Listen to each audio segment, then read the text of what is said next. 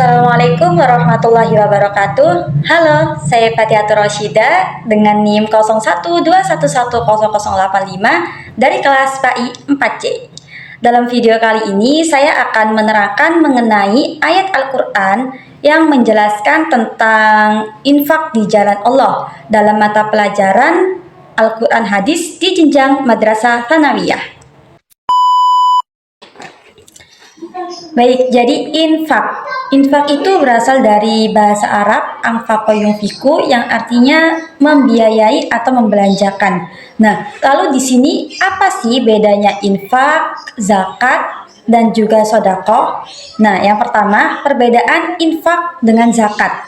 Jadi kalau zakat itu kan sudah ditentukan berapa takarannya. Jadi untuk harta segini itu takarannya berapa yang harus dikeluarkan untuk zakat. Nah, sedangkan infak itu tidak ada takaran. Jadi infak itu bebas, kita mau ngasih berapa, mau ngasih jumlahnya berapa, nominalnya berapa, itu bebas ya. Lalu yang kedua, perbedaan infak dengan zakat. Kalau zakat itu ditentukan siapa saja yang akan menerima zakatnya, seperti fakir, miskin, dan lain sebagainya, yang 8 golongan itu ya. Nah, kalau infak itu tidak ada ketentuan siapa saja yang berhak mendapatkan infak. Jadi kita bisa nih berinfak ke orang tua, infak ke teman, ke saudara, atau orang-orang lain yang lebih butuh gitu. Itu infak. Nah, kemudian sekarang perbedaan antara infak dengan sodako. Nah, kalau sodako, bentuk pemberiannya itu lebih luas. Sodako itu senyum, bisa juga dinamakan sodako. Sodako dengan bantuan menolong, dengan keraga kita menolong, itu juga dinamakan dengan sodako. Sedangkan infak itu cakupannya hanya untuk materi, baik itu berupa uang, pakaian, makanan, apapun itu yang penting ada wujudnya, yaitu materi. Nah, jadi itu tadi perbedaan infak, sodako dengan zakat. Nah, perintah infak sendiri itu sudah tertulis dalam Al-Quran, lebih tepatnya dalam surah Al-Baqarah ayat 267. Jadi dalam ayat ini jelas sekali ya bahwa infak itu berupa sebuah materi. Di sini kan ada kan dari apa yang kamu tanam gitu. Itu mungkin maksudnya hasil pertanian. Nah, dalam surat Al-Baqarah ayat 267 ini juga memerintahkan pada kita agar infak itu dengan sebaik-baiknya harta kita. Jangan kalau kita infak pakaian yang jelek yang kita infakkan, kalau bisa yang baik bagi kita. Kalau sekiranya kita aja nggak mau pakai pakaian itu, kenapa harus diberikan kepada orang lain gitu? Itu tapi perintahnya harus yang lebih baik gitu aja ya. Kalau sekiranya kita nggak ada, kita adanya itu, yaitu pokoknya yang lebih baik dari kita, yang lebih baik dari semua yang kita punya, seperti itu. Jadi selanjutnya apa sih manfaat daripada infak? Apa sih manfaatnya infak sehingga kita dianjurkan untuk berinfak seperti itu ya?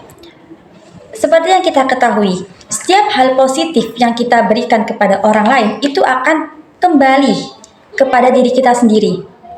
Ibaratkan sebuah gelas air minum yang sudah terisi penuh airnya, lalu kemudian kita tetesi air lagi. Nah, air itu akan tumpahkan ke bawah. Nah, ibaratkan demikian. Ketika kita berbuat baik terus sehingga penuh di dalam gelas itu, maka kebaikan itu akan kembali kepada kita. Nah, di antaranya manfaat infak yang pertama yaitu sarana pembersihan diri. Kita manusia yang tidak luput dari salah dan lupa ya. Kita pasti punya dosa.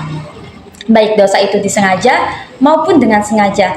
Nah, harapan kita dengan berinfak, semoga Allah tuh membersihkan diri kita, membersihkan hati kita. Kita niatkan, ya Allah, saya infakkan uang ini. Semoga barokahnya uang ini Allah bersihkan hati saya, jauhkan saya dari sombong ataupun riya, seperti itu.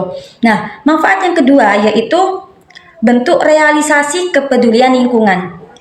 Sekarang banyak kita jumpai di sosial media, TikTok, Instagram, apapun itu, banyak sekali orang-orang seperti difabel, orang berkebutuhan khusus, disabilitas itu yang bekerja keras, itu tersorot media. Nah, itu hanya beberapa bagian saja yang tersorot media. Kita nggak tahu di luar sana masih banyak lagi orang yang kurang beruntung dari kita.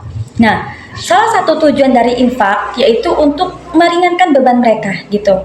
untuk bentuk kepedulian kita terhadap sesama ciptaan Tuhan. Nah, yang perlu kita jadikan reminder yaitu ketika kita memberikan seseorang uang, misalnya memberikan sesuatu, kita jangan merasa bangga bahwa itu, oh aku nih memberi uang ke dia. Jangan pernah merasa bangga seperti itu. Karena sebenarnya itu juga dari Allah, itu juga rezekinya orang yang kita tolong dari Allah. Hanya saja perantara melalui kita. Jadi jangan sampai terbesit sifat riya bahwa oh aku sudah bersedekah. Jangan sampai seperti itu ya. Karena semua rezeki itu datangnya dari Allah. Oke. Nah, manfaat yang ketiga yaitu sebagai bentuk rasa syukur kita kepada Allah. Kita hidup sudah berapa tahun? Saya pribadi 20 tahun. Selama ini Allah ngasih saya banyak sekali kenikmatan, baik berupa kesehatan, berupa pertemanan, rezeki, banyak sekali pokoknya. Nah, semua yang kita miliki saat ini, baik ilmu kita, uang kita, kepintaran kita, kecantikan kita, ketampanan kita, semuanya itu milik Allah. Dan sifatnya hanya sementara. Ibaratkan apa yang kita miliki saat ini itu diibaratkan sebagai tamu. Seorang tamu, selama apapun mereka bertamu, mau dia nginep seminggu, 2 minggu, selama apapun, dia pasti akan pulang ke tempat asalnya. Begitu juga seperti yang kita miliki saat ini. Kita pintar, kita kaya, kita cantik, kita tampan. Itu semua milik Allah. Allah bisa kapanpun mengambilnya. Jadi ibaratkan seorang tamu. Nah, oleh karena itu, karena Allah sudah memberikan kita banyak sekali kenikmatan yang bahkan nggak bisa kita hitung, sudah sepatutnya kita bersyukur. Salah satu cara bersyukurnya yaitu dengan berinfak, memberikan sebagian harta kita kepada orang yang lebih membutuhkan. Baik, saya rasa cukup sekian materi tentang infak di jalan Allah, tentang ayat Al-Quran. Intinya materi ini jadi ayat Al-Quran yang menjelaskan tentang infak itu ada dalam surah Al-Baqarah ayat 267.